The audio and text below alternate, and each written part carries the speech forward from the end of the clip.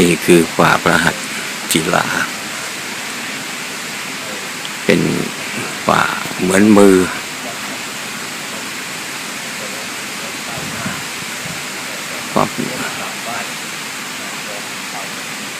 หาดูได้ยาก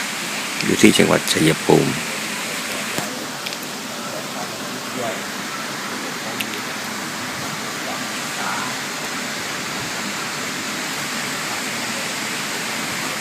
เป็นฝ่าพระหัตถ์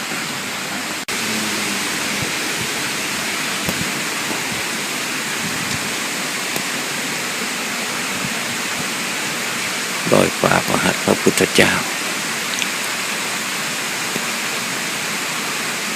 ก็มีเจ้าคณะตำบลมากราบไหว้ซึ่ง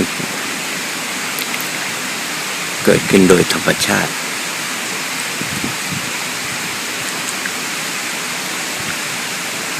มี7 นิ้ว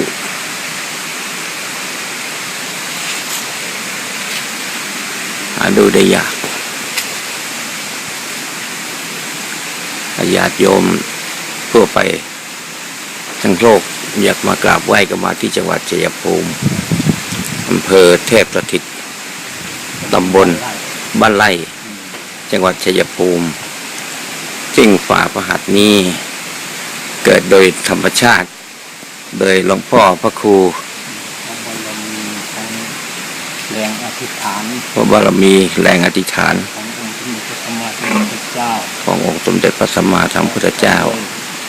บารมีของเทพเทวาที่สถิตอยู่ที่นี่พญานาคที่ได้ขอเอาบารมีให้พระสัมมาสัมพุทธเจ้าได้ประทานพระหัตถ์มาประดิษฐานณสถานที่แห่งนี้เพื่อให้เป็นสถานที่สักการะบูชากราบไหว้ในพระพุทธศาสนาให้เจริญรุ่งเรืองก้าวหน้ายิ่งขึ้นไปเจ้าคณะตำบลบ้านไร่เจ้าคณะตำบลบ้านไร่เขต 1ญาติโยมอยากจะมาก็มาที่รอยฝ่าพระหัตถ์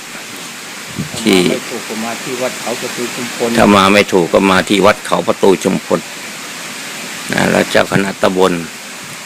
บ้านไร่ท่านจะพามากราบไหว้นมัสการทางด้านขวานี้ก็เป็นเต่าเป็นนี่หัวเต่าคอเต่าไปโน่นแล้วข้างบนนี่เป็นกระดองเต่าตัวยาวใหญ่ไปถึงโน่น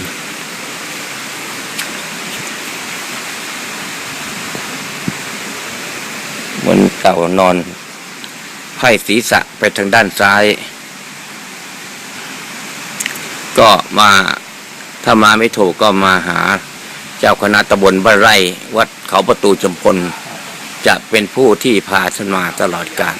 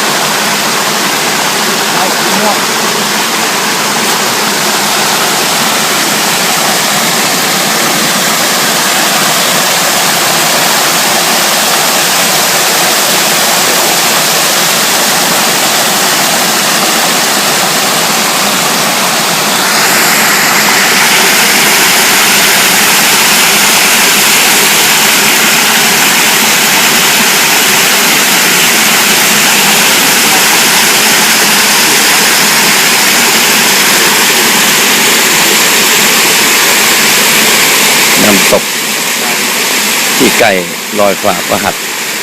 ที่จังหวัดชัยภูมิอำเภอเทพสถิตตำบลบ้านไร่นี่คือต้นยาสมุนไพรว่านขันหมากซึ่งนำมาโดยพระครูเจ้าวาดเจ้าคณะตำบลบ้านไร่ ได้มาเก็บสมุนไพรเพื่อที่จะเอาไปเผยแพร่ญาติโยมได้รู้จักยังให้อาตมามีสุขภาพแข็งแรง ขอให้อาตมามีสุขภาพแข็งแรงเนี่ยโคนต้นและขอให้เจ้าคณะตำบลบ้านไร่จงมีสุขภาพแข็งแรงและมียศถาบรรดาศักดิ์ตลอดสิ้นกาลนานเทินความสมบูรณ์ต้นมันเปล่งปลั่งใช่ไหมครับสมบูรณ์ต้นเปล่งปลั่งอวบหันเปล่งปลั่งแต่งตึงครับนี่คือน้ำตกวังพญานาคลึกลงมาเป็นจำนวนลึกมากก็เมื่อมาเที่ยววัดเขาประตูชุมพลแล้วก็มาเที่ยวทุ่งดอกกระเจียว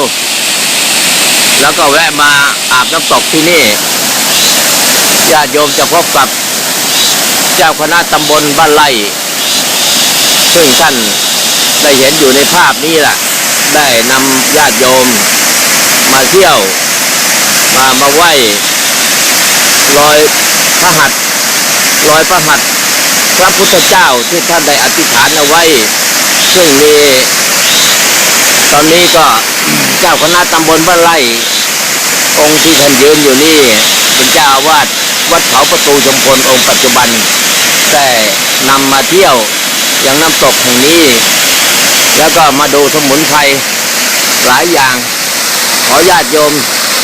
อยากมาเที่ยวก็อย่าลืมมาชมน้ำตกแห่งนี้ขอเจริญพรซึ่งพระครูเจ้าคณะตำบลบ้านไร่อำเภอเทพสถิตจังหวัดอุตรดิตถ์จังหวัดชัยภูมิได้พามาชมน้ำตกเทพพนาที่จังหวัดชัยภูมิแห่งนี้ท่านมาชมทุ่งดอกกระเจียวแล้วไปยังวัดเขาประตูชุมพลแล้วท่านก็ยังแวะมาชมน้ำตกพนาแห่งนี้ซึ่งมีทิวทัศน์สวยงามน่าดูน่าชมเป็นอย่างยิ่งเป็นสิ่งที่มนุษย์ไม่เห็นเหมือนอย่างกับบนสวรรค์เหมือนอยู่บนสวรรค์ชั้นฟ้าขอเจริญพรจ้ะ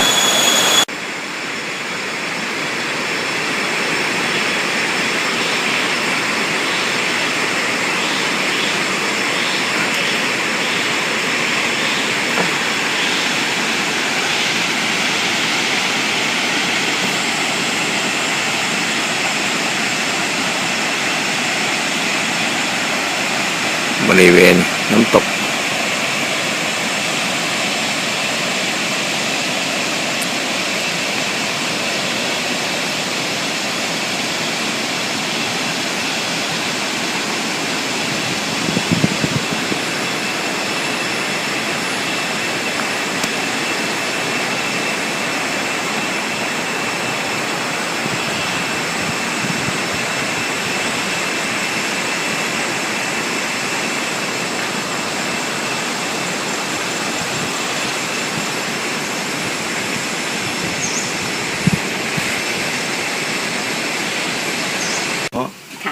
เดี๋ยวก็โทร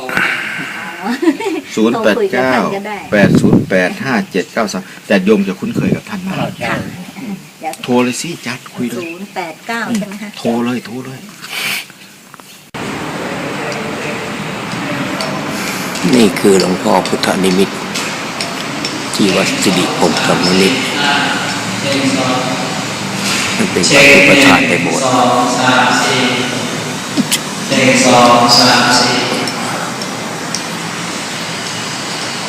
ได้ยินไหมเช็ค1 2 3 4เช็ค1 2 3 4 5 7 8 9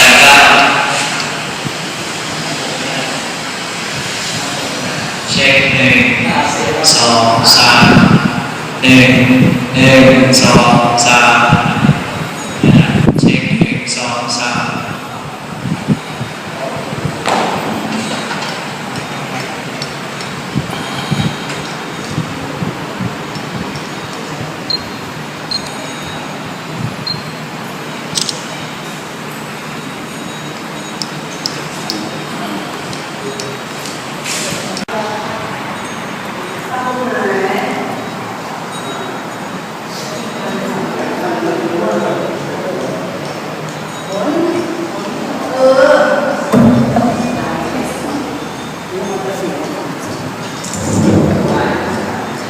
เช็ค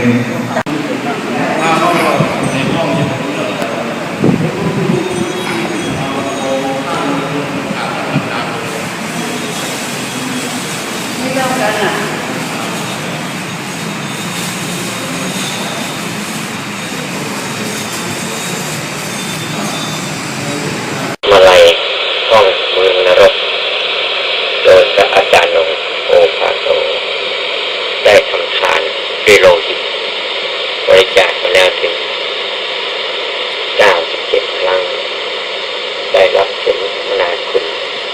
หลายครั้งได้รับพัดพระราชทานสมนาคุณชั้นขาวและพัดสมนาคุณชั้นสองเพื่อเป็นทานให้แก่มนุษย์ทั้งหลายทั่วไปได้รอดตายจากเลือดนั้นและพระมาลัยเพื่อที่จะให้ญาติโยมเกิดมีความสังเวชในความเกิดความแก่ความเจ็บความตายความไม่ประมาท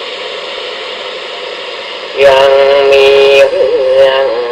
พระมาลัยได้ลงไปเมืองนรกเลี้ยวกำแดงเดชอีกขึ้นไปเที่ยวดับไปปาฏิ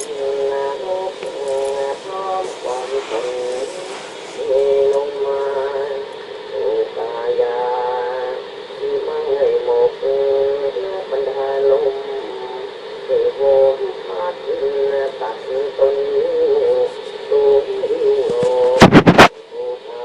ไฟตาปากเล็กทั้งใหญ่เล็กหมดนรกแล้วก็เป็นลานน้ำที่เดือดให้หายเหือด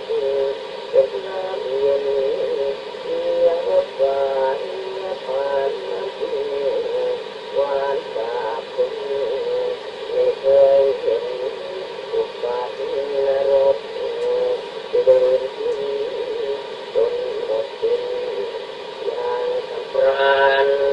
ต่อจากนั้นแสดงธรรมเย็นชุ่มช่ำซึ้งใจกันพวกสัตว์นรกได้ฟังเทศเกิดสังเวชจึงร้องสั่งทันพระเจ้า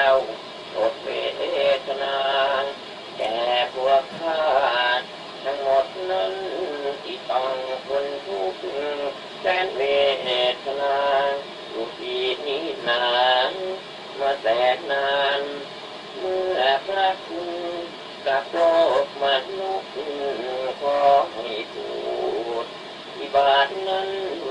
ช่วยบอกญาติให้ทำบุญและสั่งกทานอุทิศมาข้าพระเจ้าที่ตกยากจะได้พ้นจากกำเลวเจ้าข้าพระมาลัยก็นำความตามที่บอกสั่งฝากมาบอกแก่ญาติตามตำบลทั่วทุกคนจนทั่วหน้าบรรดาญาติครั้นได้ฟังก็ทำบุญอุทิศส่งไปสัตว์นรกที่รับกรรมก็ได้นำอุทิศไปให้ก็พ้นกรรมแล้วก็ไปเกิดบนสวรรค์สุขกายใจสบายทิพย์ ในสมบัติก็ขอญาติทำบุญให้ได้มีสุขสำราญใจคุณที่ได้อุทิศมาครั้นต่อมาพระมาลัยก็จึงได้ไปสวรรค์จึงได้พบเทพบุตรเทพธิดาสำราญกายาอยู่บนนั้นแล้วกลับมา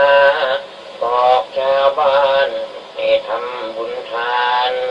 เป็นการใหญ่เมื่อตายลงได้ไปเกิดบนสวรรค์สำราญใจเพราะกุศลผลของบุญมาทำจุนจงชูหนุนใจมีผิวพรรณดังจันทร์ตกปลังสมสีดังเดือนดาวดึงมาวันหนึ่งรักมาลัยไปเมืองนรกอีกครั้งหนึ่งเพื่อนำข่าวการใช้กรรมของสัตว์นรก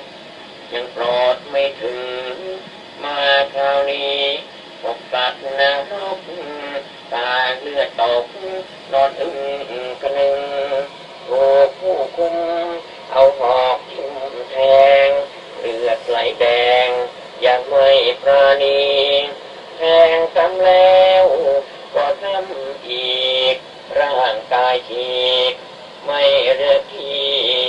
จนเลือดไหลนองท่วมพื้นโอดโอยขึ้นเจ็บปวดสิ้นดีในท่ามกลางการนั่งห้องอย่างชอดคอยมมาบาลพระมาลัยท่านจึงเข้าไปถามอีกว่านี่แน่ท่านคือยมมาบาลเจ้านรก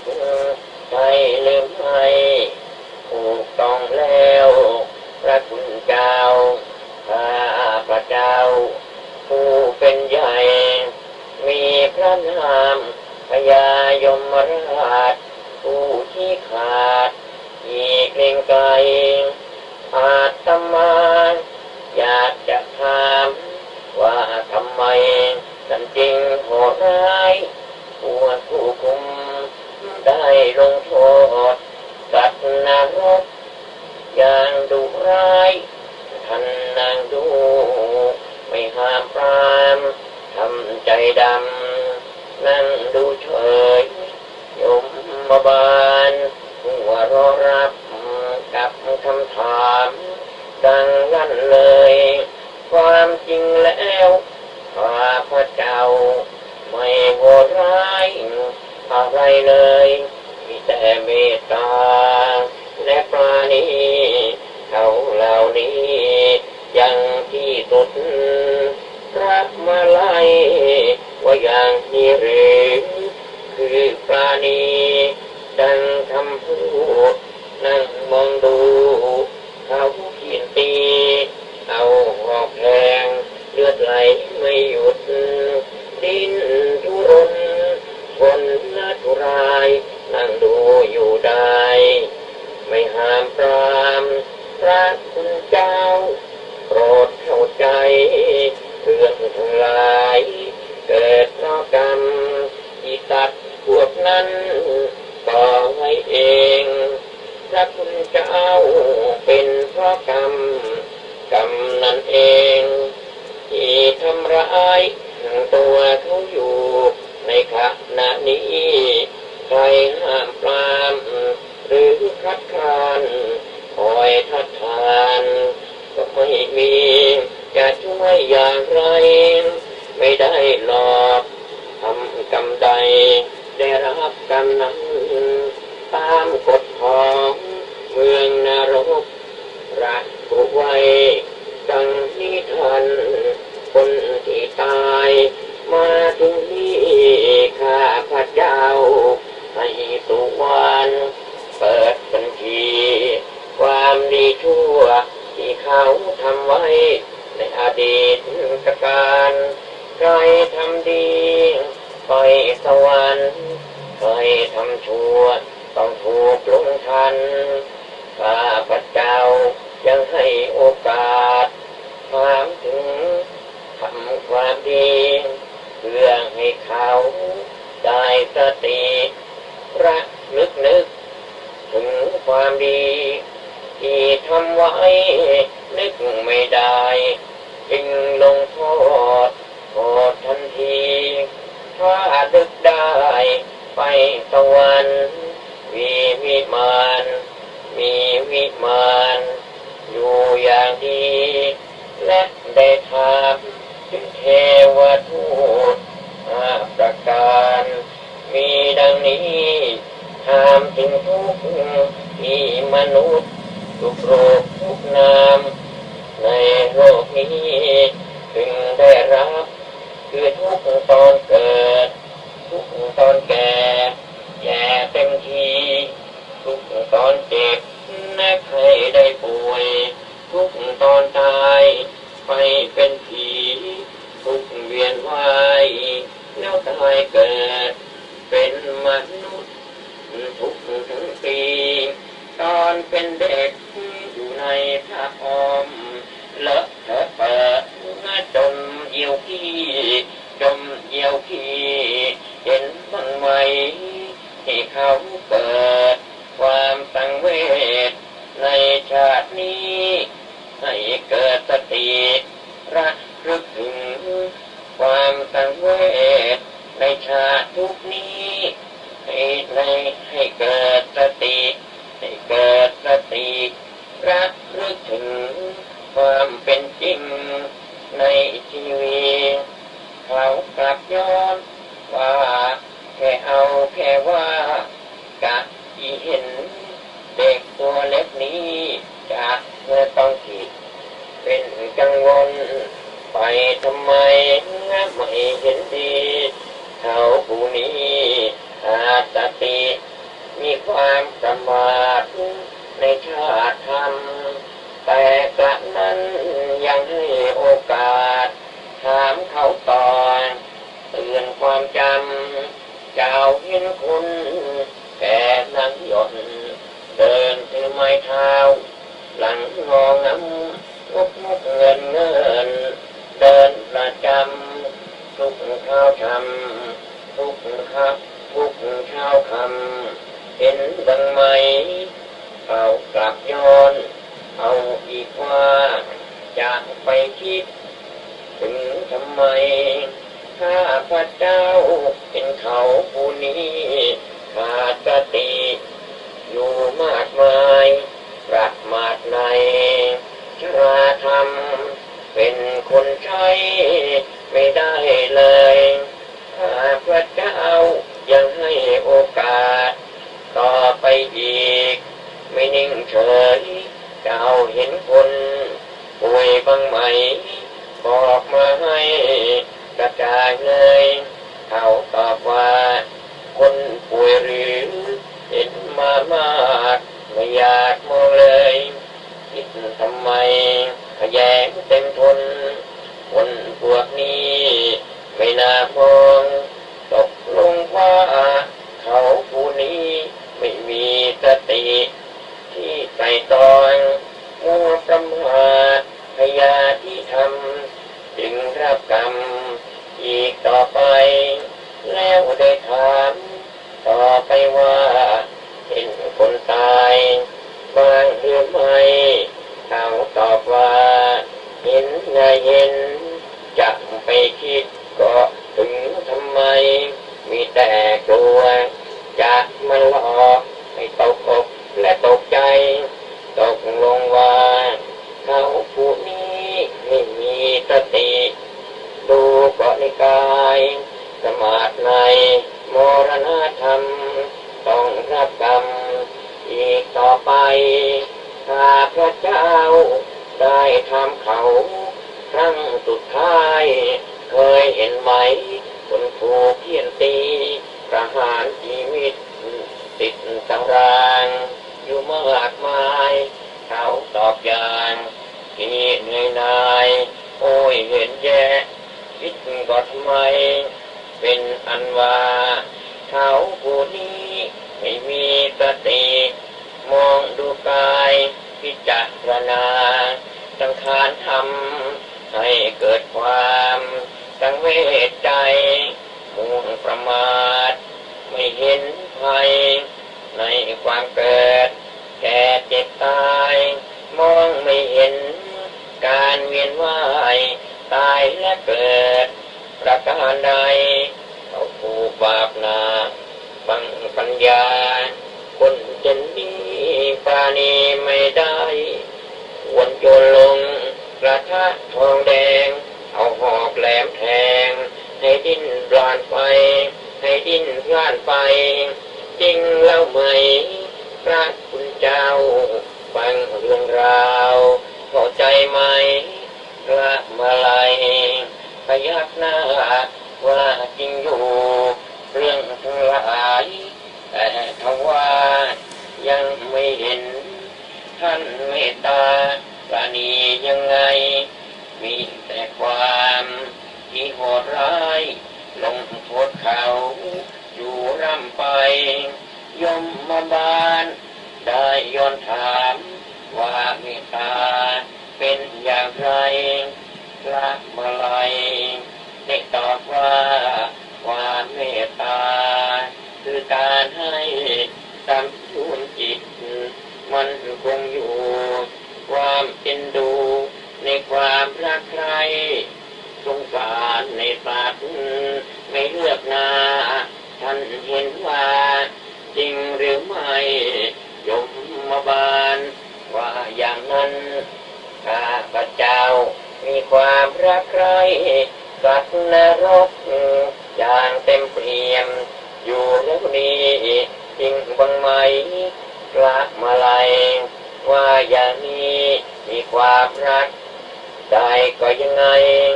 มันขัดกันอยู่นะท่านยมมาบาลผู้ยิ่งใหญ่ยมมาบาลท่านหัวเราะกลางตอบอย่างชักชานไปพระคุณเจ้ายังเข้าใจข้าพเจ้าผิดอยู่หลายข้าพเจ้ายกตัวอย่างให้ท่านฟังอย่างง่ายๆคุณพ่อแม่ครูอาจารย์ตามธรรมดาต้องรักใครบุตรธิดาลูกติดมาคอยเลี้ยงดูถนอมไว้และตั้งสอนวิชาการที่อย่างดีให้เอาไปแต่เมื่อบุตรและธิดามาทำผิดต้องดูไปทำอย่างนี้พระคุณเจ้าจะว่าเขาผิดหรือไรพระมาลัยว่ากล่าวลอดเขาทำไปด้วยความรักใครข้าพระเจ้าก็เหมือนกันเขาเหล่านั้นทำผิดไปต้องลงโทษให้สำนึกในความผิดที่ต่างไว้พระมาลัยฟังเหตุผลเจ้านรกหมดสงสัยยมมาบาลจึงได้ถามพระคุณเจ้าพระมาลัยว่าท่านมาเมืองนรกได้ตรวจดูทั่วหรือไม่พระมาลัยได้ตอบว่ายังเลยทันช่วยได้ไหมเพียงแต่ผ่าน3-4 แห่งเท่านั้นหา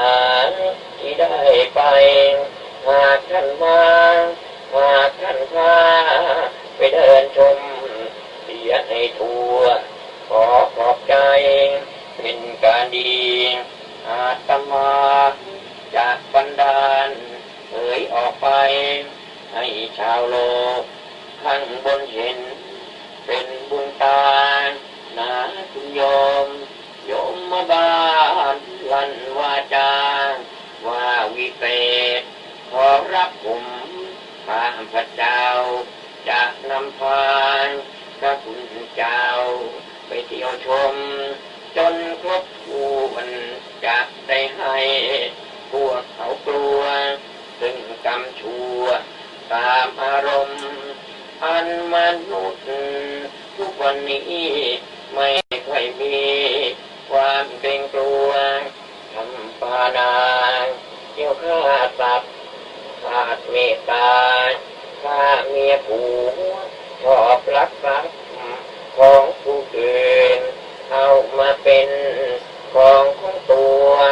ฟังผิดเมียผิดลูกผัวหลงมัวตามอารมณ์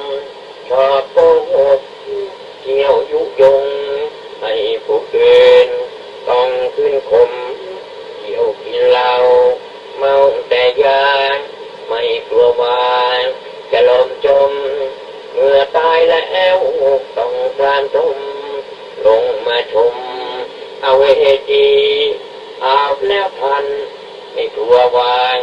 ทางทำงานบางหรือนี้ก็ว่างานไม่มีคนตกนรกคงไม่มีทุกวันนี้มีมนุษย์ทำกรรมชั่วไม่เว้นเลยขอนิมนต์พระคุณเจ้าไปเที่ยวชมอย่าช้าเลยแดนลงโทษเป็นภูเขาหินลูกใหญ่ต้องลูกเอ่ยเขาทั้งสองมีเครื่องกลวิ่งมาชนบทกายีสัตว์นรกแหลกละเอียดตายอย่างเกียดร่างคนปีถูกผู้คุมจับพุงใส่ภูเขายนต์ไม่ปราณีส่งเสียงร้องต้องภูเขาเจ็บปวดร้าวขอทีวีจนไม่มีเสียงที่ร้องเขาทั้งสองออกจากกันแล้วผู้คุมจับคนใหม่พุ่งเข้าไปอยู่เช่นนั้นเป็นเช่นนี้อยู่ร่ำไปหน้าเสียวใจคนลุกชันมีชีวิตผู้มีกรรมต้องถูกทำทรมานต้องทนทุกข์เวทนาอย่างนี้นานมาช้านานที่นี่เรียกยันตะปัสสานของนรกพระคุณเจ้าเป็นนรกใช้ลงโทษกรรมเล็กน้อยมีกรรมเบาพวกฆ่าสัตว์ตัดชีวิต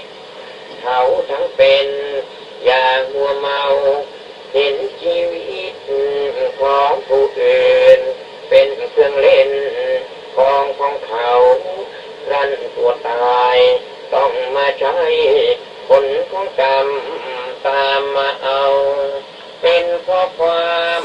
ที่รู้เท่าไม่ถึงการที่ทำไปทำไว้มากมีโทษมากทำไว้น้อยรับน้อยไปขอนิมนต์ไปดูที่อื่นยังดาเดินอยู่มากหลายขอแต่ตัวก็มาถึงที่แห่งหนึ่งประตูบานใหญ่ซึ่งปิดอยู่ในกำแพงทั่วที่แห่งล้อมรอบไว้มีสระน้ำอันกว้างใหญ่มีน้ำใสสะอาดตามีปีศาจที่ร่างใหญ่เที่ยววิ่งไล่ไว้แหลกกว้างจับพวกสัตว์ในนรกมาโยนลงที่กลางสัตว์นรกได้แต่ร้องโอดโอยกองกลางคาราที่นี่เรียกสีกระนรกมีน้ำเย็นที่ตุดกว่าที่แห่งใดจังสิ้นหาแดนมหาไฟน้ำเย็นสัตว์พวกนี้เมื่อชาติก่อนชอบพลาดคนให้ตกน้ำตายทั้งเป็นยมบาล จึงได้พาพระมาลัยไปให้เห็นอีกแห่งใหม่มีกำแพงใหญ่มหาภัยแดนน้ำเย็นมีหญ้าเขียวลานกว้างใหญ่สระน้ำใสมองไปเห็นบัวชูช่อปลาในบ่อทั้งใหญ่น้อยแหวกว่ายเล่นดูรื่นรมสมเป็นที่พักผ่อนใจร้ายก่อนเร้น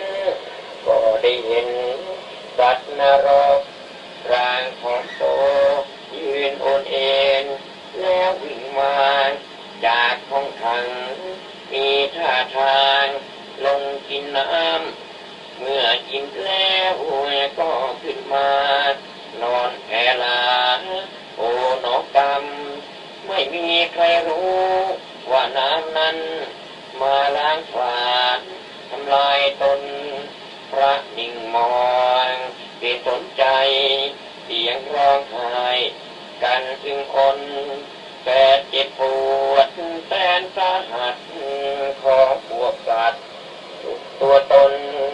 โดดทลาดินทุรนทนทุรายไฟตักตน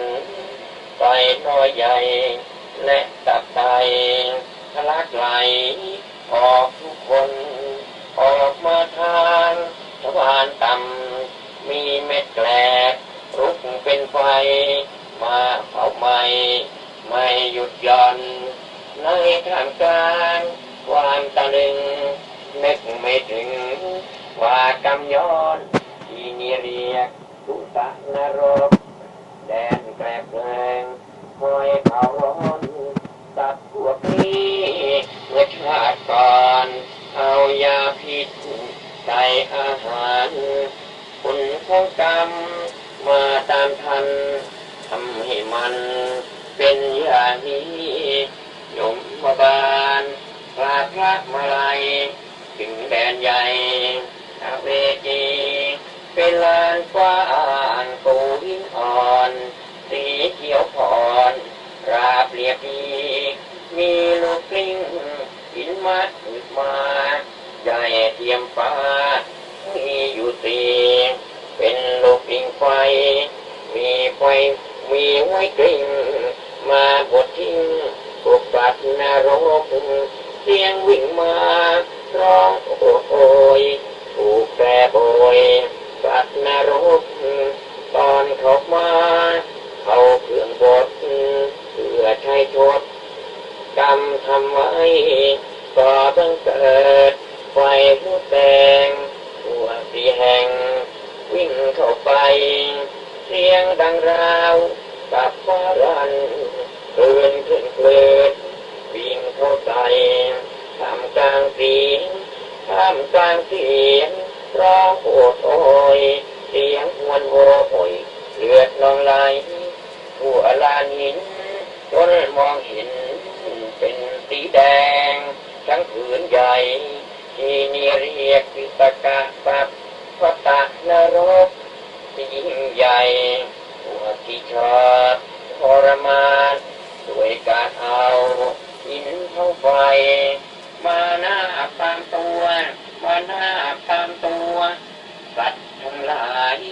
ต่อเมื่อตายจึงมาใช้เวรแล้วจึงพาพระเถระไปนรกยังก็ไม่เห็น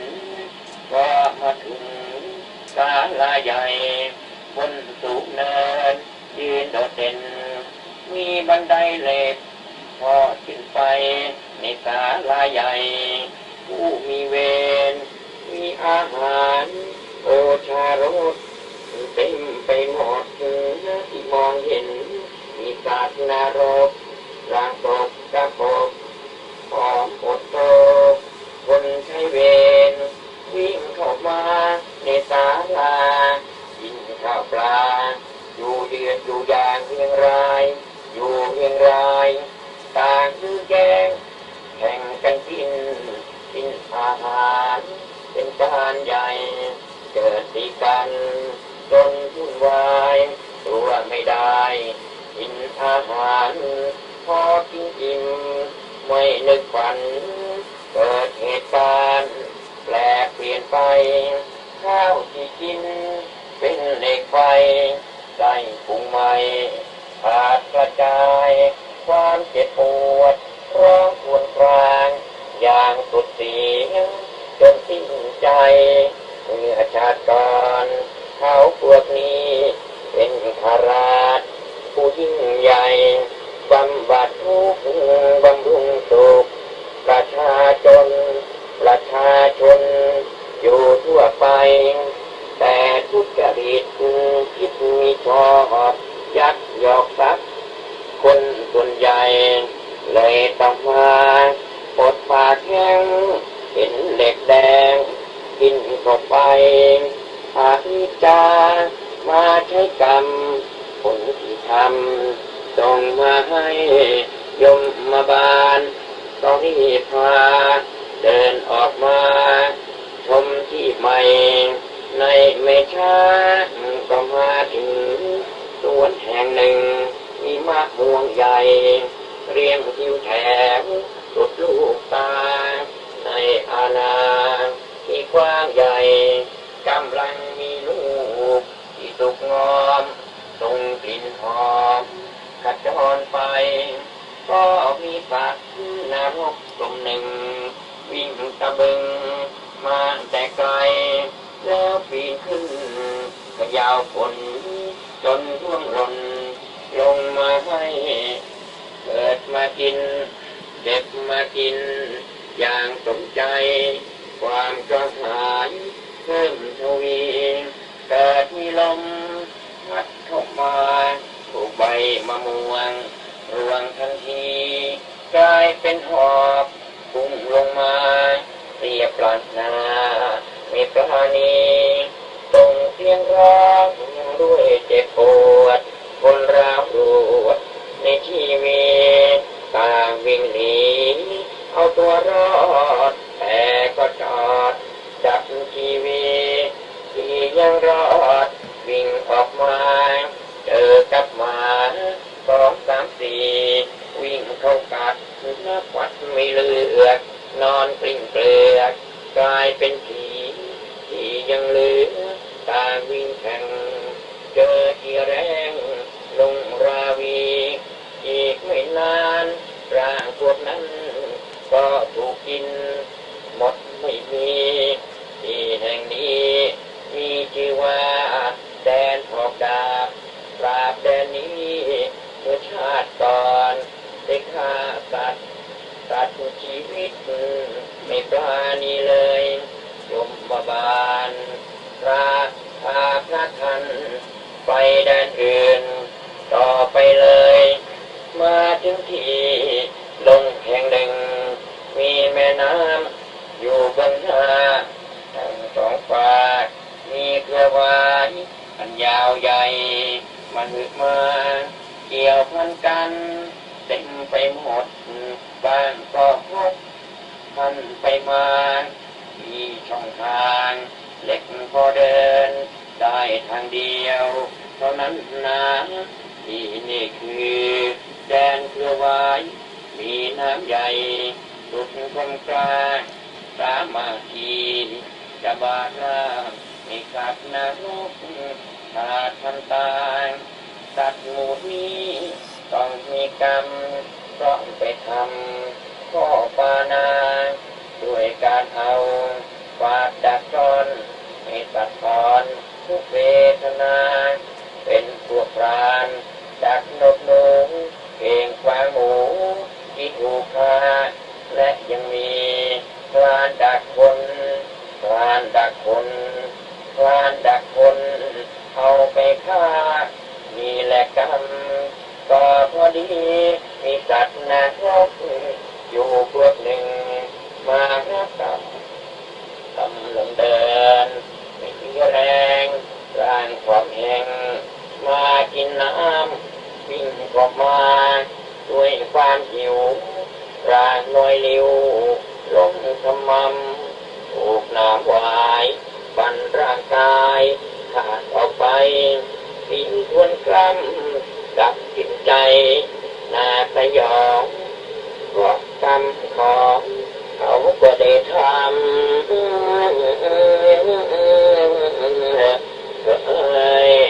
ยมมาบานท่านจึงพาพระมาลัยไปแดนที่เท่ามีกองใหญ่ร้อนดังไฟคอยคลานเผาสัตว์นรกถูกจับโยนไฟรุกโดนเอาไม่เอาเมื่อชาติก่อนจับสัตว์อื่นหมกที่เท่าตายทั้งเป็นแห่งต่อมาแดนลมพูดเหม็นเน่าบูดไม่ว่าเว้นมีติดลุมลึกท่วมหัวมีนอนตัวโตเท่าช้างไว้เป็นหูอยู่ในหลุมคอยผู้คุมอยู่ข้างล่างปากก็แหลมคมดังเข็มอยู่กันเต็มปากข้างพอผู้คุมมันก็ลุมกินกันใหญ่กินจนหมดไม่พูดไปกินหมดเลยจากนั้นพระบาทก็พาไปชมที่ใหม่เอ่ยมาดูหมอกระทะเด็กแสนจะใหญ่เท่าภูเขาเลยตั้งเดือดร้อนอยู่บนเตาไฟสัตว์นรกถูกจับโยนลงไปไหมลงไปในกระทะเด็กร้องโลกแรกกันสับสนที่นี่ชื่อโลหะคุมพีผู้ชอบทีข่มขืนเขาแรงทัดโลหะคุมพีนี้ก็เป็นแดนกระทะทองแดงต้มน้ำทองแดงแทรกด้วยกรวดที่เหล็กกรวดตั้งไฟแดงเดือดร้อนอยู่บนเตาไฟเอาไว้ใช้ก่อปากมันตรงหน้ามีแผ่นเหล็กติดไฟไว้นอนเรียงกันนอนหงายท้องตักน้ำทองแดงในกระทะก่อปากมันในปากทองไปท้องใจปูเขาใหม่ตายทันควันในแดนนี้เป็นแหล่งลงโทษนักดื่มเหล้าให้อาสันแล้วเดินผ่านกระทะทองแดงแล้วเดินผ่านกระทะทองแดงมาถึงแห่งต้นนิ้วนั้นมีต้นสูงกว่าไม้ใดมีหนามใหญ่มีหนามแหลมใหญ่ติดไฟทุกอันบรรดาชายหญิงไม่อิ่มในรถในสวาดเป็นทาสมันนอกใจผัวนอกใจเมียชอบใจเสียไม่เลือกฉันคนบางคนก่อนจะตายให้เอาขวานใหญ่ไปด้วยกันเอาไปโค่นที่ต้นงิ้วในเมืองนรกเสียนั่นเองก็พอดีมีผู้คุมกำลังไล่คนละเวงไอสัตว์นรกที่เป็นตัวเมียขึ้นไปเสียอย่าได้กลัวเกรงไปตามความสูงริบริวของตนนิ้วแดนใช้เวรแทงไล่ตัวผู้ขึ้นตามไปขัดขืนให้เอาหอกแทงตรงขึ้นไปทั้งตัวเมียและตัวผู้ให้รู้แจ้งถูกน้ำนิ้วคอยทิ่มแทงหัวทุกแห่งตามร่างกายร้องเจ็บปวดทนร้าวรวดกลางออกมาให้ขาดสายพอเป็นใจขึ้นต้นก็ต้องโดนอีกาใหญ่ปากเป็นเหล็กปินพลาโผล่เข้ามาติดเนื้อกินไปทั้งตัวเมียและตัวผู้ต่างก็สู้ไปไม่ไหวร่างหล่นลงมาปิดใจอยู่ที่ตายต้นยิ้วแรงทันใดนั้นมีสุนัขใหญ่หลายตัวลุมกินแจงในความจริงรสสวัสดิ์เกิดรสชาตินิดเดียวแท้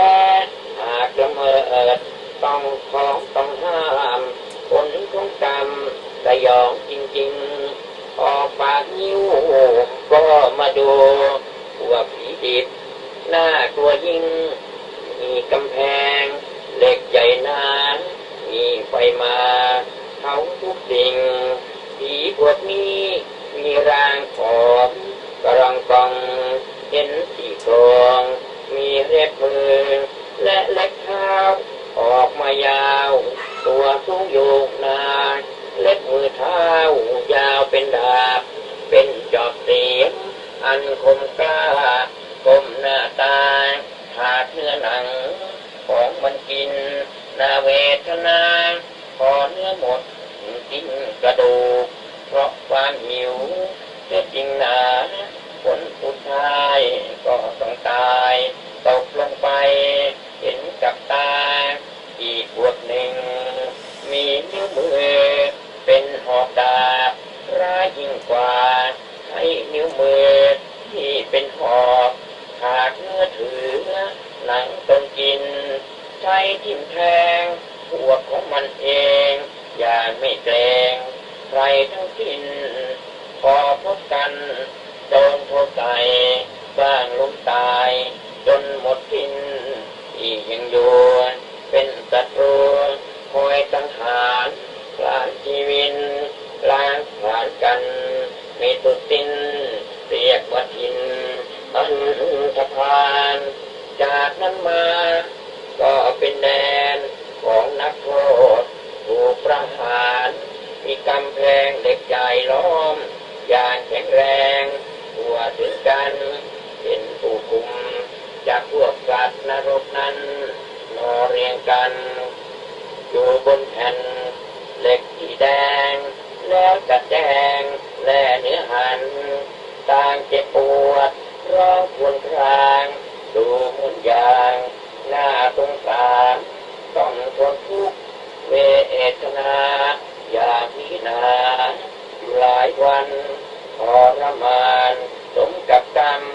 ที่ทำไว้ตอนเป็นคนอีกแดนหนึ่งเหตุติดกันแดนประหารกรรมมากล้นมีภูเขาเป็นกำแพงทั่วทุกแห่งที่ได้ยนการประหารแตกต่างกันทรมานกันสิ้นดีโดยใช้สายบรรทัดเหล็กเท่ารำตาลมีไฟพลานไฟอัคคีฟาดลงมาถูกบนร่างของสัตว์นรกถูกมัดมีให้นอนหงายบนแผ่นเหล็กแดงขาดสองทนร้องครวญครางกันถัดนี้ไปอีกเล็กน้อยก็เป็นแดนโคตรประหารมีเหล็กเส้นใหญ่มัดกระชากไปนอนอยู่บนแผ่นเหล็กแดง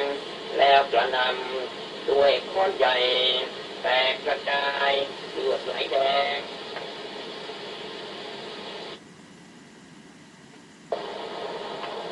อีกแดนหนึ่ง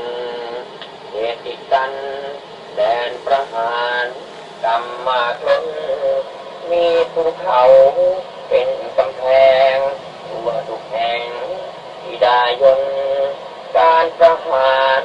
แตกต่างกันทรมานกันสิ้นดีโดยใช้สายบรรทัดเหล็กเท่าลำตาลมีไฟอัคคีบาดลงมาถูกบนร่างของสัตว์นรกถูกมัดมีให้นอนหงายบนแผ่นเหล็กแดงขาดสองทนร้องครวญครางกันถัดนี้ไปอีกเล็กน้อยก็เป็นแดนโทษประหารมีเหล็กเส้นใหญ่มัดกระชากไปนอนบนแผ่นเหล็กแดงแล้วกระน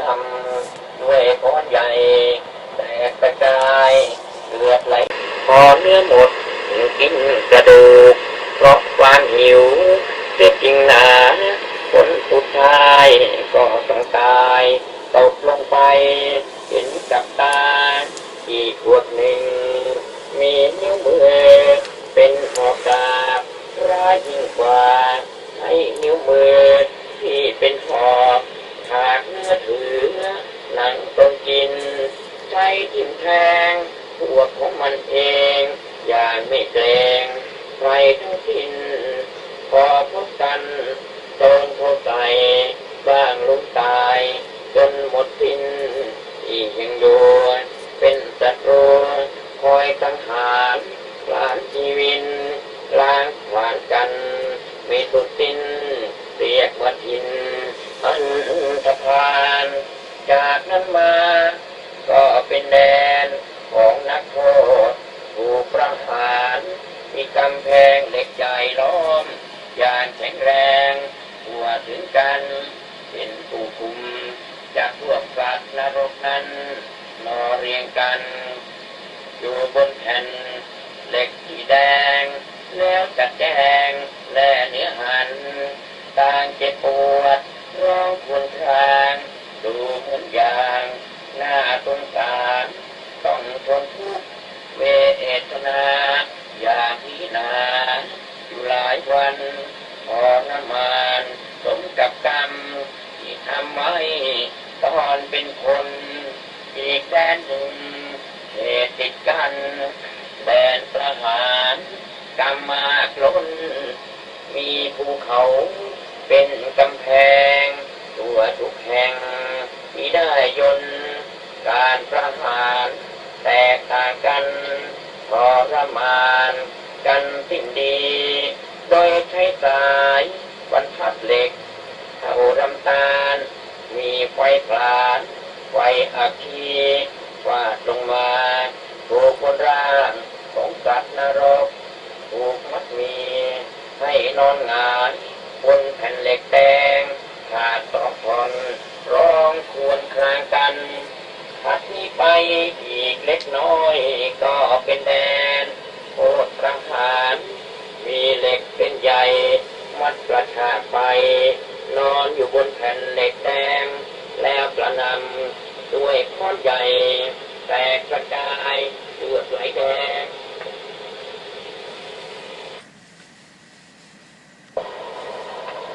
อีกแดนหนึ่งเหตุติดกันแดนประหารกรรมมากล้นมีภูเขาเป็นกำแพงทั่วทุกแห่งที่ได้ยนการประหารแตกต่างกันทรมานกันสิ้นดีโดยใช้สายบรรทัดเหล็กเท่าลำตาลมีไฟอัคคีบาดลงมาถูกบนร่างของสัตว์นรกถูกมัดมีให้นอนหงายบนแผ่นเหล็กแดงขาดสองท่อนร้องครวญครางกันถัดนี้ไปอีกเล็กน้อยก็เป็นแดนโทษประหารมีเหล็กเป็นใหญ่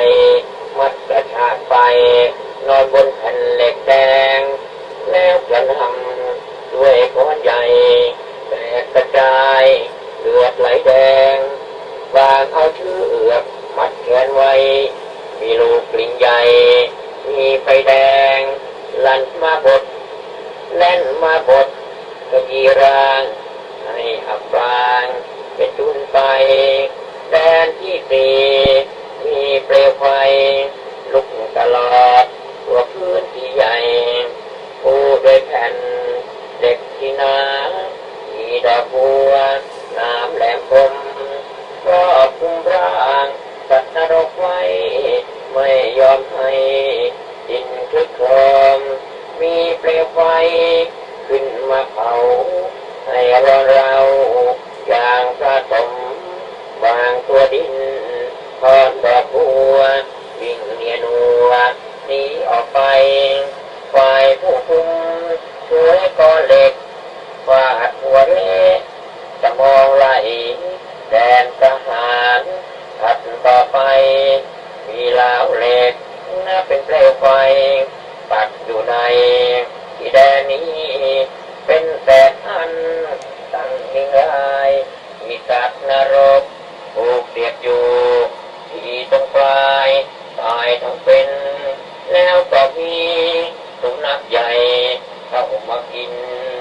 ว่าเล่นอีกแดนหนึ่งอยู่ถัดไปลึกกว้างใหญ่ได้มาเห็นมีกำแพงถึงสองชั้นเหมือนกำแพงที่ผ่านมา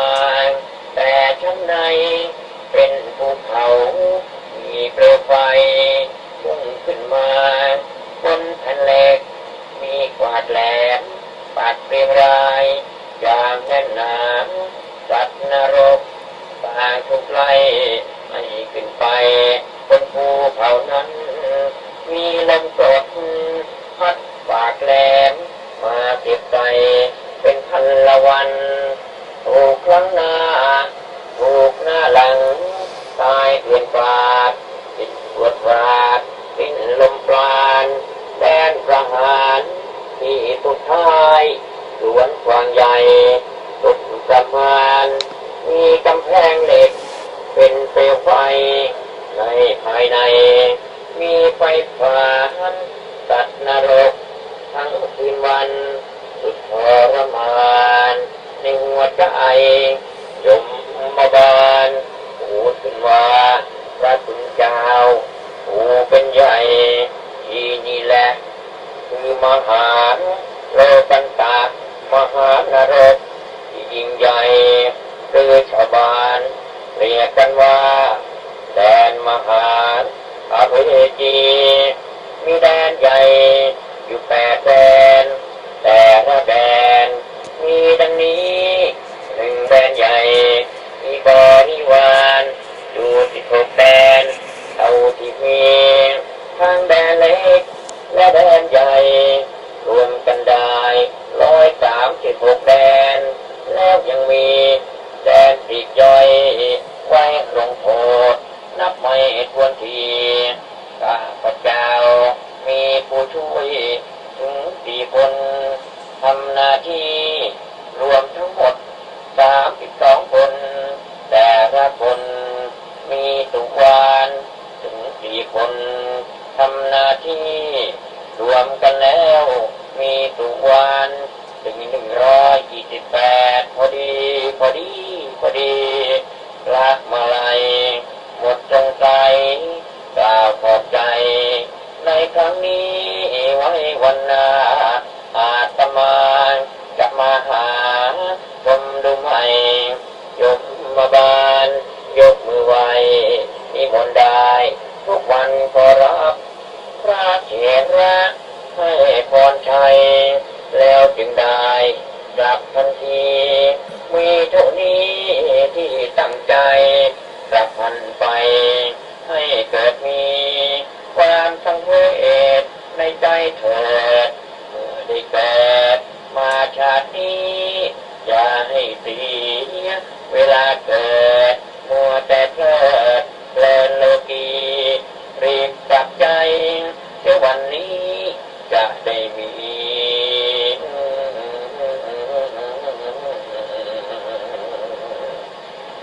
รานิพพาน27 ปย 33และทำบุญใส่บาตรโดยพระนงค์โอคาโตต่อซึ่งแหล่ทำบุญใส่บาตรนี้ก็เรียกว่าทำบุญแล้วก็จะได้เป็นเศรษฐีจะเรียกว่าบุญกุศลที่ทำไว้แล้วก็จะทำให้เรานั้นร่ำรวยมีเงินมีทองมากมีขึ้นไปญาติโยมทั้งหลายอยากจะได้เทปวันนี้เอาไปเผยแพร่ก็ยินดีที่จะตอบสนองโยมและศรัทธาในธรรมทั้งหลายโลกยักษ์เกินก่อนกล่าวถึงเรื่องราวยุคใหม่ญาติโยมหญิงชายแม้กระทั่งกระเทยทั้งทายกอุบาลตกพิการจงพันธาไว้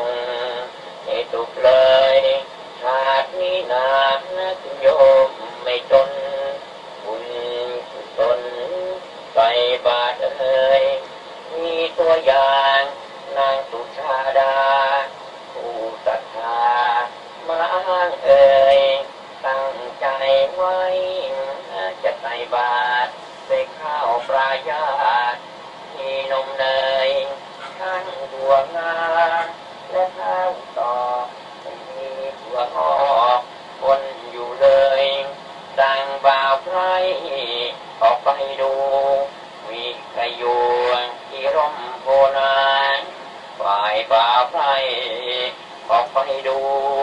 เห็นพระอยู่เหมือนเทวาใต้ร่มโพงามเนื้อตะพังแหกกิ่งก้านงามเนื้อสง่าดูร่มเย็นเห็นก็ได้ชัดนักเงียบสงัดเย็นเนื้อบุรายามต้องลมมาเสียดสี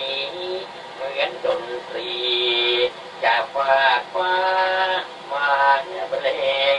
เพลงนานายามสุริยาลาจากพี่เสียงเนื้อตะโกนปะตุ้งเก่งขนาดหนึ่งรับทันทีเสียงของตีนอระนองนอตองนอตน้องเป็นทำนองเปิดใบสีเสียงผีมอนอ่อนทันทีออดที่สีบัวตองเสียงกองเบิง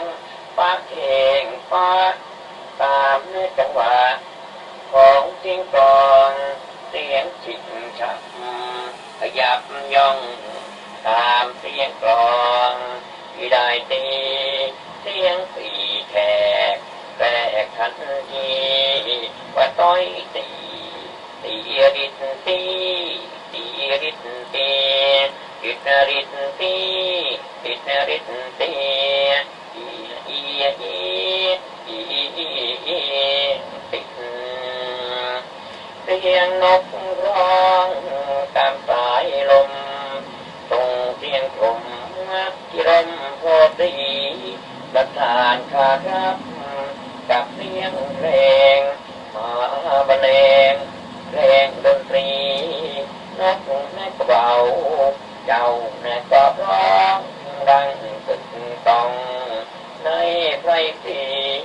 นกกางเขนเป็นทันทีดูเป็นทีเกิดเดินทางเสียงเรไลก็รำมาร้องเป็นทำนองว่าพี่จ๋าไปอยู่ไหนใหญ่ไม่มาน้องไม่ว่าสุดกังวลเสียงชนีก็ร้องกูเรียกหากูกระดึงอนเสียงสิงทางดังกับต้นเหมือนกับคนเรียกผู้มาแล้วเปล่าใครจะไปบอกว่าข้างนอกมีเทวานอยู่หน้าที่ตายร่มโพสีดูท่าทีงามเนื้อสง่าเหมือนดังคนจากฟ้าฟ้าแม่สุชาดาจงรีบไปเลยท่านรุ่งสางสุริโยไทยสั่งการให้เร็วเถิดเบ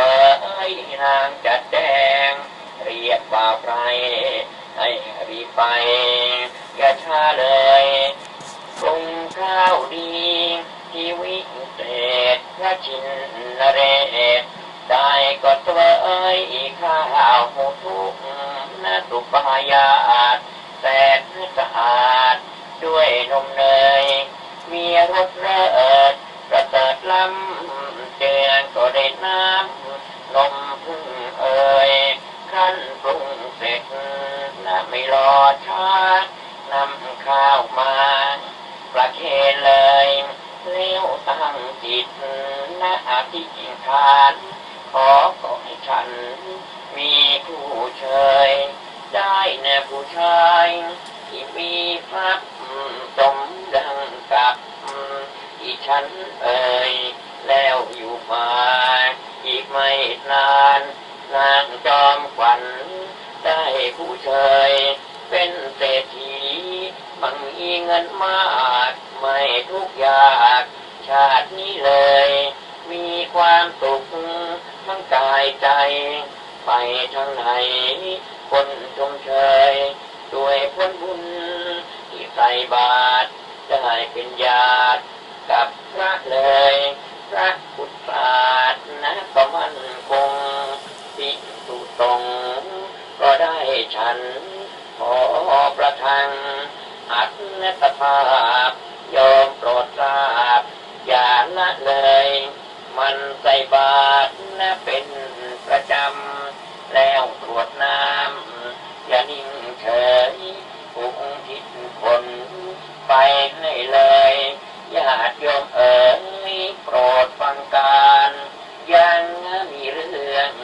จะมาเล่าของพระเจ้าทิม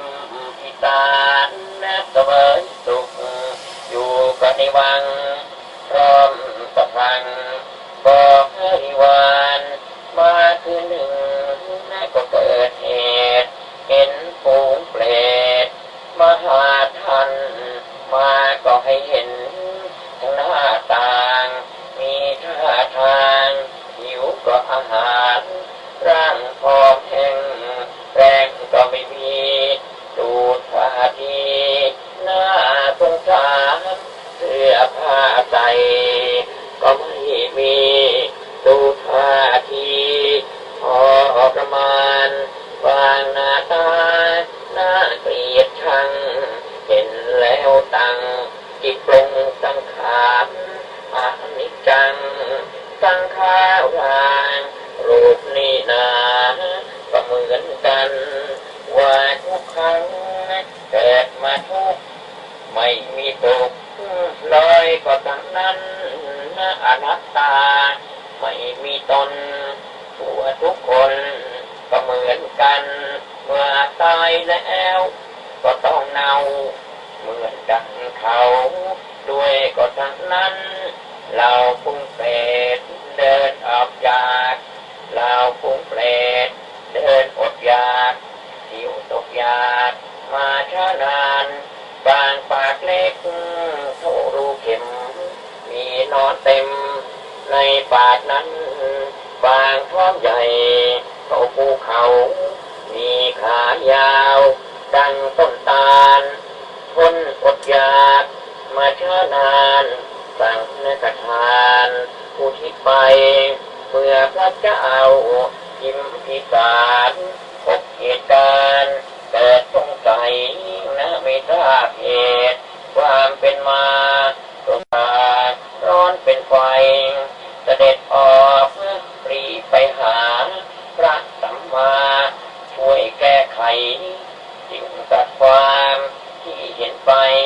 ช่วยทำนายบอกมาทีเมื่อพระองค์ได้ทรงญาณเห็นเหตุการณ์เรื่องควรทีผู้เปรตนั้นคือพระญาติได้ถึงขาดมาหลายปีเมื่อเป็นมนุษย์ไม่ทำทานใส่บาตรทันก็ไม่มีชวนทำบุญไม่ทำบุญชวนใส่บาตรไม่ใส่บาตรพอถึงขาดเป็นอย่างนี้ต้องเป็นเปรตคนลำบากตกทุกข์ยากมาหลายปีมาขอให้มหาบพิตรทำสังฆทานอุทิศส่งเมื่อพระเจ้าทิมพิสารได้ฟังขานของพระองค์แต่สงสารเปรตพระญาติที่ยังขาดความประสงค์จึงจะแจงจัดหาอาหารทำสังฆทานพระทุกองค์แล้วกรวดน้ำอุทิศทานให้กับท่านญาติวงศ์ฝ่ายผู้เปรตเพื่อพระญาติก็หายขาดสมประสงค์ไปเกิดใหม่ได้ตัวทรงสมเป็นองค์ของเทวดามีผิวงามล้ำแผ่วพลันเหมือนดาวสวรรค์เหมือนดาวสวรรค์บนชั้นฟ้า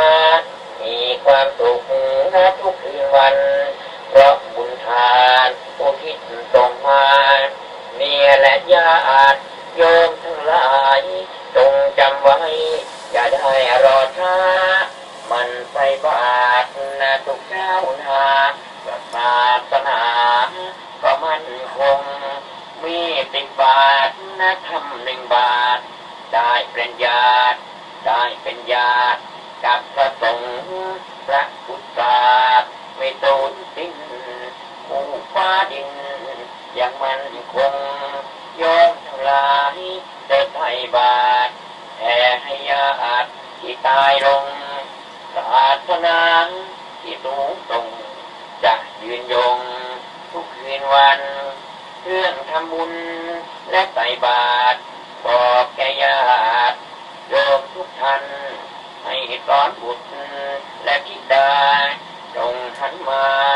ใส่บาตรกันเป็นประจำไม่ว่าวินจะได้เป็นดาวสวรรค์สมศรีปลังไม่สร้างสิ้นเพราะได้กินผลบุญทานใส่บาตรไว้ไม่สูญหายได้มีชัยจริงๆก็น่าทันเมื่อตายไปได้ใช้กันผลบุญทานโยมได้ท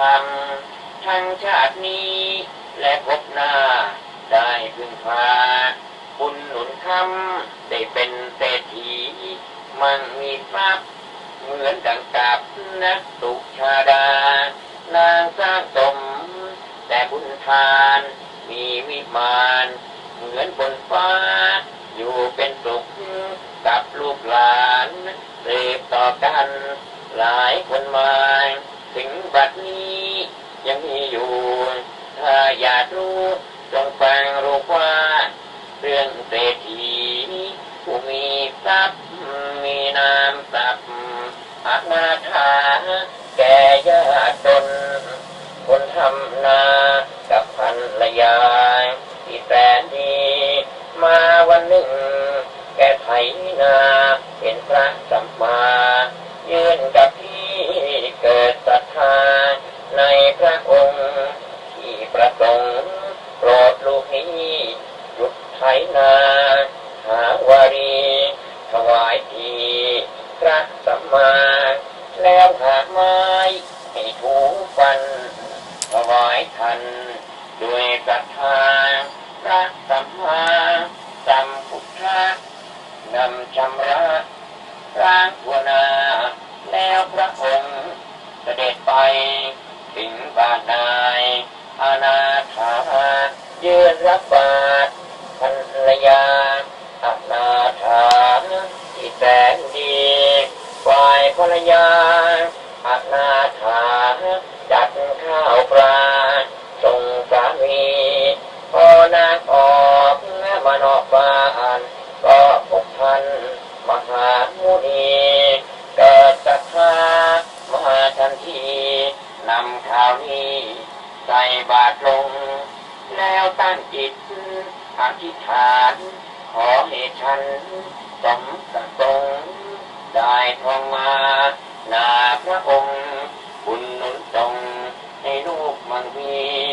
ข้าวหมดที่ตายลงศาสนาที่สูงส่ง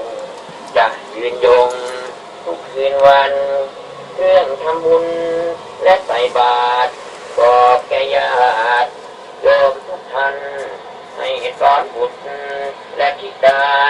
จงหันมาใส่บาตรกันเป็นประจำไม่ว่าวินจะได้เป็นดาวสวรรค์สมศรีปลังไม่สร้างสิ้น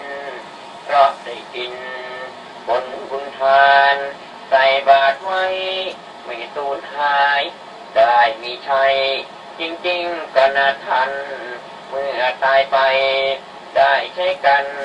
ผลบุญทานโยมได้ทำทั้งชาตินี้และพบหน้าได้พึ่งพาบุญหนุนคำได้เป็นเศรษฐีมั่งมีทรัพย์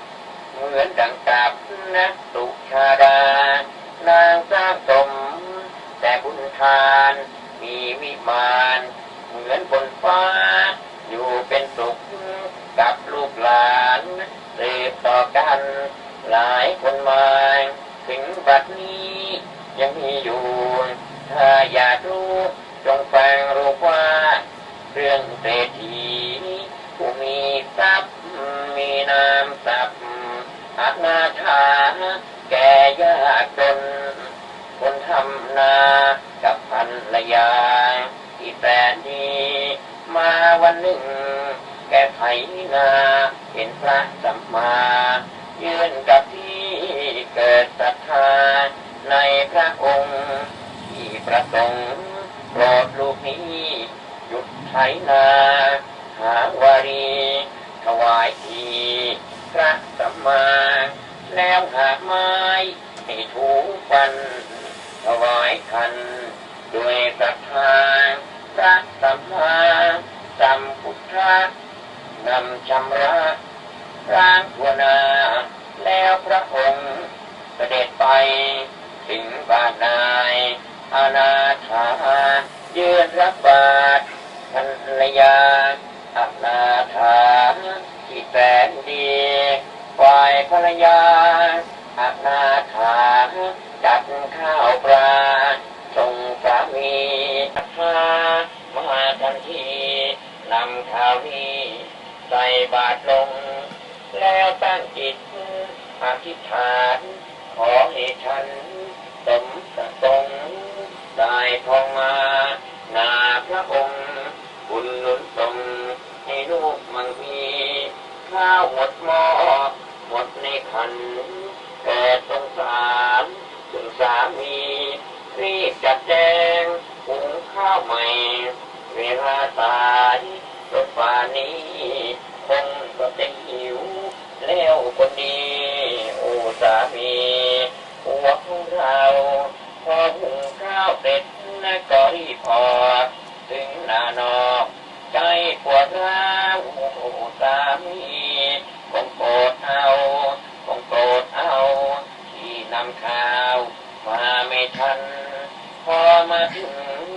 จึงได้เห็นประหลาดเล่นหัวจอมขวัญไม่โกรธเรื่องเพราะนานหน้าเบิกบานอิ่มเปรมปรีมีความสุขไม่ทุกข์ร้อนนางวางคอนลงทันทีแล้วจึงกราบขอขมาที่มาช้าในครั้งนี้นางพบพระน้องพบพระมหามุนีเกิดยินดีจึงใส่บาตรไปหุงข้าวใหม่จึงได้ช้าเสร็จจึงมาโดยเร็วไวไม่นึกว่าเวลาจะเที่ยงพอพี่เพียงให้อภัยรีบกินข้าวเถิดพวกวันเดี๋ยวจะพานเป็นลมไปข้าวยังอุ่นแกงยังร้อนอย่าทำนอนเลยได้ไหมวันนี้พี่ไถนามากคงไม่อยากจะปราศัยบอกน้องเถิดยอดดวงใจใจทำให้พี่อิ่มเอมอาณาถาว่าเพื่อนเอ่ยที่ไม่เคยสุขเกษมมาวันนี้มีความสุขมากได้บริจาคสร้างบุญเต็มที่น้ำและไม้ทุกวันให้พระท่านจึงอิ่มเอ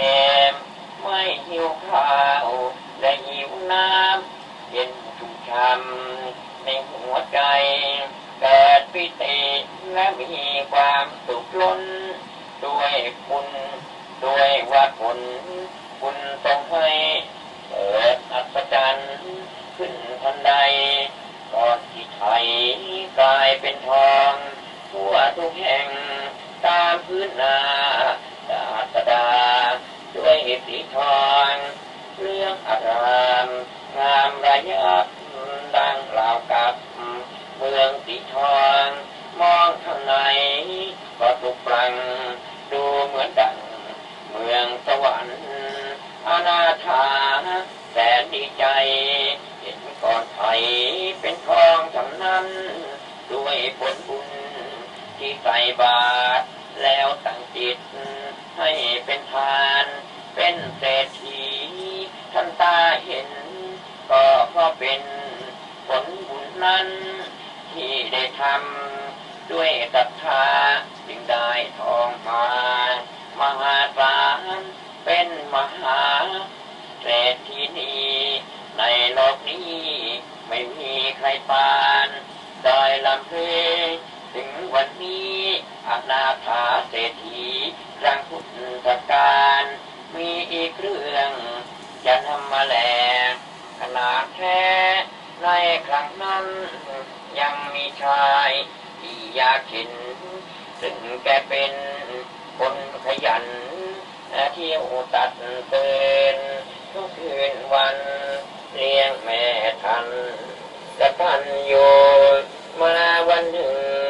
กลับจากงานได้พบผ่านสระช่วยหลูแกก็จึงลงไปอาบน้ำเย็นชุ่มช่ำคนนกสู้เห็นดอกบัวงามเนื้อสะพรั่งทัวอยากจะดูจึงเด็ดมาตั้งใจไว้จะนำไปให้กับแม่ผู้ชาพระท่านเก็บได้รวม8 ดอกจึงได้ออกขึ้นก็จักรก็พบเห็นพระมาลัยยืนอยู่ไกลที่ขอบกระนำดอกบัวไปก็ถวายจงรับไว้เถิดนะเจ้าข้าแล้วจึงถามความเป็นไปการถวายทานนั้นนาทำอย่างไรได้เห็นทันตาช่วยบอกข้าให้รู้ทีพระมาลัยเมื่อได้ฟังจึงได้ตั้งจิตปราณีแล้วกล่าวความตามเป็นจริงเรื่องให้สิ่งของเหล่านี้ต้องตั้งจิตถึงรัตนาอธิษฐานจึงจะดีชายเข็นใจเมื่อได้ฟังจึงได้ตั้งจิตดังนี้เกิดจากนาอย่าให้มีคำว่าจนพระมาลัยได้รับบาตรจึงหอบยาหัดจึงเบื้องบนพอขึ้นไปบนเมืองสวรรค์จันดาวดึงงามแลบล้นพระมุ่งไปสถานที่จุฬามณีที่เบื้องบนนำดอกบัวไปบูชาทั้ง8 ทิศจิตในกุศลแล้วจึงแดนประทับสินตามพอออกขอบมณฑลด้วยศรัทธาจิตสูงล้นอุทิศผลได้ดังใจท่านอยู่มาอีกไม่นานชายคนนั้นก็ขาดใจได้ไปเกิดเป็นเทพบุตรอุบลมีสมบัติอยู่มากมายมีพระธาตุแก้ว7 สีทั้งนารีเป็นนางฟ้ามีมากมายไปทางไหนสาวสวรรค์บริการไม่ขาดสายเวลาพูดกลิ่นปากหอมเหมือนกลิ่นดอกบัวกลิ่นอุบลกระจรไกลเทวดาต่างลงไหลบุญที่ได้ถวายดอกบัวเรื่องทั้งหลายที่ได้แลมาโยมทั่วนาอย่าได้หลวมตัวทำบุญนาทำนาทำบุญทำบาปนาเที่ยวฆ่าสัตว์พอถึงขาดลงที่ชั่วอากินนาอย่าลักทรัพย์ชีวิตตกอับจิตมองมัวข้อกาเมนาท่านจงอย่าหาก็ไปท่านจงอย่าหาภายในมายัดท่านจงอย่าหากายไปเหลือตัวขอมุสาอย่าโกหกตกนรกหมดทั้งตัวสุราเมยาพันพัวจะพาตัวลงอภัยกันย้อนทั้งหลายเมื่อได้ฟังจงรีบตั้งใจทำทานการรวยเงินและมีทองอีกทั้งของมากมายนั้นเมื่อตายไปไม่ได้มันของเหล่านั้นเปลี่ยนมือนาไม่เหมือนรวยบุญและรวยกุศลจะพาส่งผลให้ชาติหน้าติดตามให้ทุกภพทุกชาติได้พบบัวบาท พระศาสนาอยู่ดีมีสุขทุกเวลา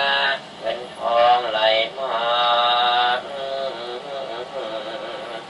ผลบุญก็มามีนั่นแหละ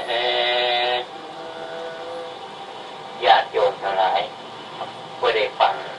พระมาลัยท่องนรกและทำบุญใส่บาตรญาติโยมจะได้พบความจริงในตัวเอง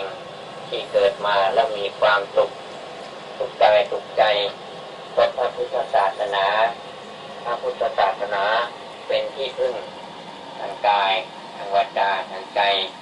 ทางกายวาจาใจให้บริสุทธิ์แล้วเราจะเป็นผู้ที่พบพระศาสนาแท้จริงละความชั่วทำความดีทำจิตใจ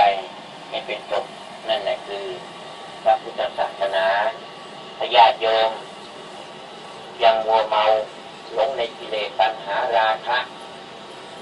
ในรูปในเสียงในกลิ่นในรสในสัมผัสในธรรมารมณ์ญาติโยมก็ยังไม่หลุดออกจากกิเลสตัณหาราคะแต่หากว่าญาติโยมอยากจะหลุดออกจากกิเลสตัณหาราคะต้องมันถือศีล8ศีลพรหมจรรย์หรือศีล227ปฏิบัติศีลให้บริสุทธิ์ปฏิบัติสมาธิให้บริสุทธิ์ปฏิบัติปัญญาให้บริสุทธิ์แล้วญาติโยมทั้งหลายจะพบพระนิพพานในปัจจุบันเมื่อตายไปก็ไม่ต้องกลับมามีทุกข์อีกไปพบแต่ความสุขในพระนิพพานคือความเฉยๆไม่ไปไม่มาไม่เดินอยู่อย่างนั้นจะทำให้ญาติโยมได้พบพระพุทธศาสนาอันแท้จริงสุดท้ายนี้ก็ขอให้ญาติโยมทั้งหลายจงประสบแต่ความสุขและความเจริญปรารถนาเงินปรารถนาทองปรารถนาข้าวของขอให้สมความปรารถนาขอให้มีอายุวันนะสุขภะปฏิภาณธนสารสมบัติตลอดสิ้นกาลและนานเทอญสัพพะโล